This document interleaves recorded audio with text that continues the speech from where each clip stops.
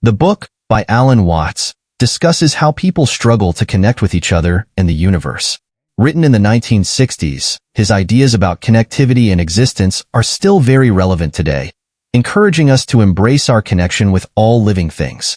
What will you learn from this book? This book teaches you the importance of connecting with the world and understanding your place in it. Alan Watts shares wisdom about living in the present and finding spiritual fulfillment. You'll learn that we are all connected to nature and that accepting this can lead to a happier life. Who should read this book? This book is for anyone seeking deeper understanding of themselves and their relationship with the world. If you want to explore ancient wisdom and live a more fulfilling life, this book is for you. The book, On the Taboo Against Knowing Who You Are. Spark 1. The persistent taboo of human identity. In our ever-changing world, many taboos have fallen by the wayside. Sex, once a topic too embarrassing to discuss openly, now permeates our culture through advertising and pop music. However, one crucial taboo remains stubbornly in place: the discussion about what it truly means to be human. Alan Watts, writing in the 1960s, observed that people were struggling to connect with each other and grapple with life's big questions. This struggle persists today, perhaps even more intensely in our hyper-connected yet often emotionally disconnected world. The root of this problem, Watts argues, lies in our fundamental misunderstanding of our place in the universe. We tend to view ourselves as separate, unique organisms, living lives entirely distinct from those around us and from our environment. This misconception is deeply ingrained in our language and thought patterns. We say things like, "we came into the world," or speak of a person who must face reality, implying that we belong to some separate realm of existence.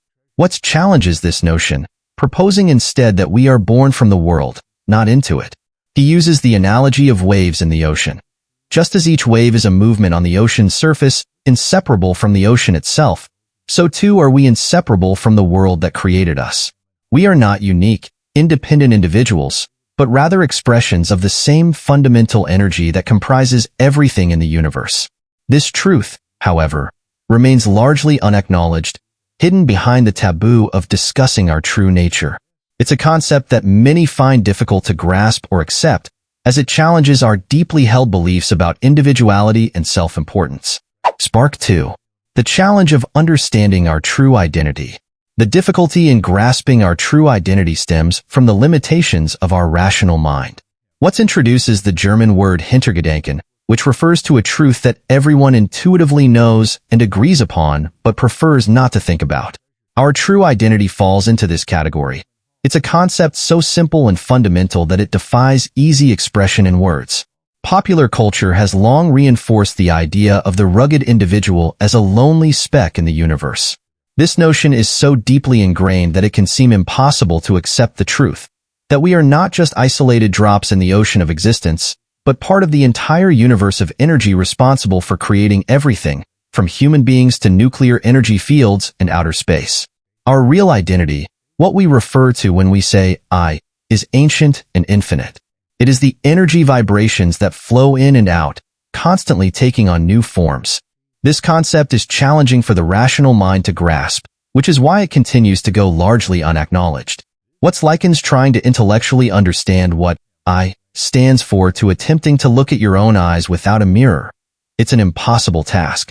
Or, if using a mirror, it's like trying to determine the color of the mirror itself. You might see reflections of green leaves or a blue sky, but these don't pertain to the mirror's inherent nature. This difficulty in comprehension is a major reason why the truth about our identity remains hidden behind a taboo. It's a concept that defies easy categorization or explanation, making it challenging to discuss or teach in conventional terms. Spark 3. The all-pervasive nature of God. To help bridge the gap in understanding our true identity, Watts turns to the concept of God. He points out that throughout history, there have been many different ideas about what God is. While many people think of God as an all-seeing person living in the sky with the power to control everything, other cultures and philosophies have developed more nuanced understandings. Watts draws particular attention to the ancient Indian philosophy of Vedanta, which teaches that God is everywhere and part of everything, rather than existing in some separate realm. The Upanishads, the texts of Vedanta dating back to 800 BC, offer a fascinating glimpse into how an ancient civilization viewed the divine. In this worldview, being an expression of God wasn't something to be prideful of or something that set you apart. Instead, recognizing God within everything fostered a deep respect for all forms of life: people, animals, plants, and even minerals. This understanding promoted a sense of unity and interconnectedness with all of creation. However, Watts emphasizes that merely recognizing God in all things isn't the end goal of spiritual enlightenment. According to Vedanta, true enlightenment comes from experiencing the all-pervasive presence of God. This isn't something that can be forced or made to happen, although practices like meditation can bring people closer to this experience. Experiencing the presence of God is described as a life-changing and perception-altering event that very few have actually been through. Watts suggests that this is the kind of experience that Jesus likely had and was referring to when he said, "When you make the two one, and when you make the inner as the outer, then shall you enter the kingdom." This can be interpreted as Christ's way of saying that when you recognize that you and the world are one and the same, and begin to unite yourself with the world around you, then you can experience enlightenment. Spark 4. The illusion of cause and effect. Watts challenges another fundamental aspect of how we perceive the world: our belief in cause and effect. We tend to think of events as a chain of causes and effects, each event causing the next. However, Watts argues that this perspective is limiting and potentially misleading. If everything were truly a matter of cause and effect, it would mean that we have no free will. Every decision we make would be the result of some prior cause, leaving us always reacting rather than truly deciding.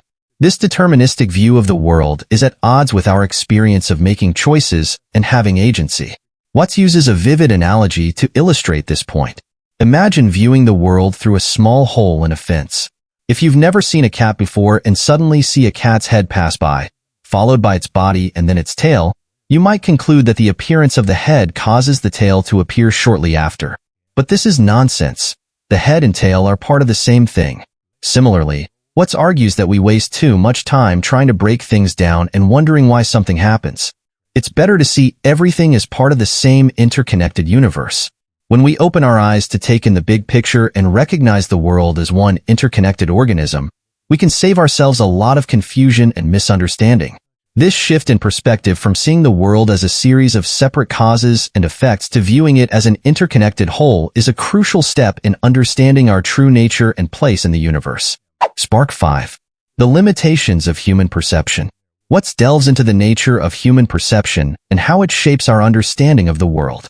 He points out that looking at something is an active process. There are always different aspects to notice, even when they're all part of the same object.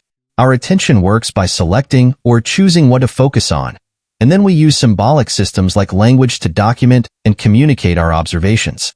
This selective attention creates the illusion that life is made up of opposites in either or scenarios.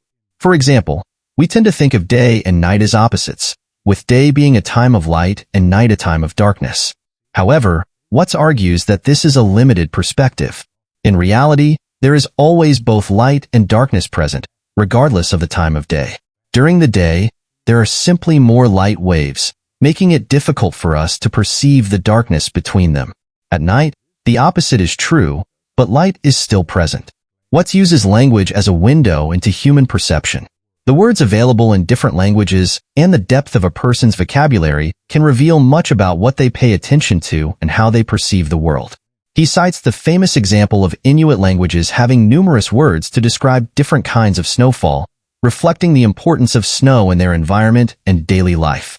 Similarly, he mentions the Japanese word yugen, which describes the sensation of aimlessly wandering through a forest, a concept for which English has no direct translation. These examples illustrate how our perception and attention shape our understanding of the world, often creating artificial divisions and oppositions where none truly exist. Watts encourages us to look beyond these limitations and see the underlying unity in all things. Spark 6. Embracing death as a part of life. Watts tackles another persistent taboo in Western society: death. He observes that most people fear death and avoid thinking or talking about it, preferring the idea of eternal youth. However, he argues that this fear is largely a product of how death is presented in Western religions, particularly Christianity. The Christian concept of a final judgment, where those who haven't lived a flawless life may be condemned to hell, has instilled a deep-seated fear of death in many people. Even the Christian vision of heaven, with its bearded God constantly watching over souls engaged in harp-playing and hymn-singing, isn't particularly appealing to most. What suggests that there are alternative perspectives on death that haven't been widely embraced in Western cultures. In these viewpoints, death is seen not as an end to be feared, but as a doorway to spiritual growth.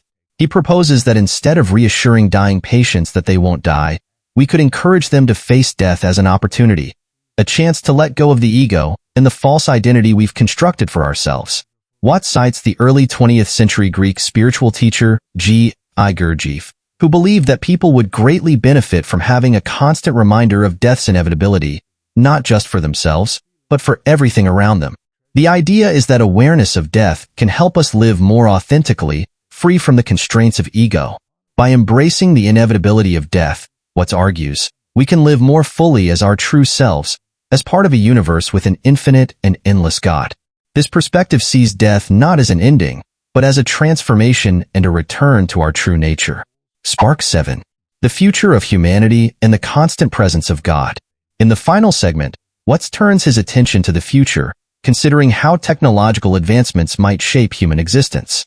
Writing in the 1960s, he predicted a world of increased connectivity, where vast amounts of information would be available directly in people's homes. He envisioned a future where people could connect with others in virtual spaces without leaving their homes, a prediction that seems remarkably prescient in our age of internet and social media.